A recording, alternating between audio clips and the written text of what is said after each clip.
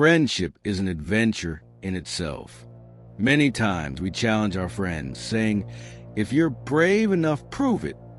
Sometimes those challenges turn into exciting adventures, and other times they lead to experiences so terrifying that we can never share them in the right conditions.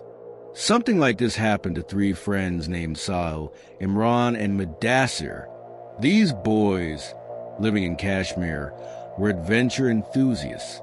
They loved doing something different, something out of the ordinary. They'd travel to remote areas where no normal person could go, places that no one else knew about. They engaged in activities that others could only dream of. They would say it gave them a thrill, but little did they know that this thrill would lead them to a paranormal encounter that would change their lives forever. One day, their story would be broadcast to the world. But let's move on to the actual event. One day, the three friends planned to visit a remote village near their hometown in Kashmir. This village was home to an old, dilapidated cemetery, one that no one dared to enter. The cemetery was so old that the gravestones were barely legible. It had overgrown weeds, trees, and plants, and there was no caretaker in sight. The cemetery had a dark history, and the villagers often spoke in hushed tones about it, but no one dared to share the full story. The legends surrounding it were never discussed openly, especially not with children. The trio, however, decided that one night they would camp in that very cemetery. They planned to stay there for the night and see if the legends were true.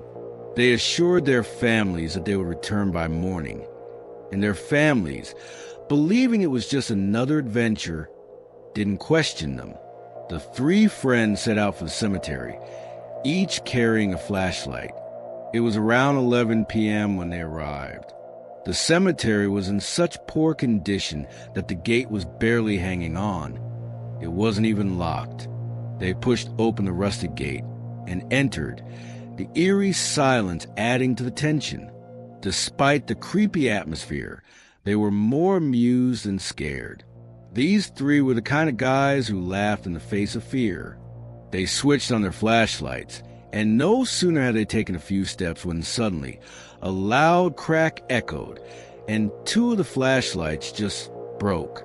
The bulb shattered without any reason. They hadn't hit anything, nor had anyone thrown a stone. The lights just went out on their own. The third flashlight was still working, but its light was dimming rapidly. Though the trio was a bit shaken, they tried to brush it off. They joked that it was probably their carelessness causing the flashlights to break. But deep down, they were beginning to feel a slight unease.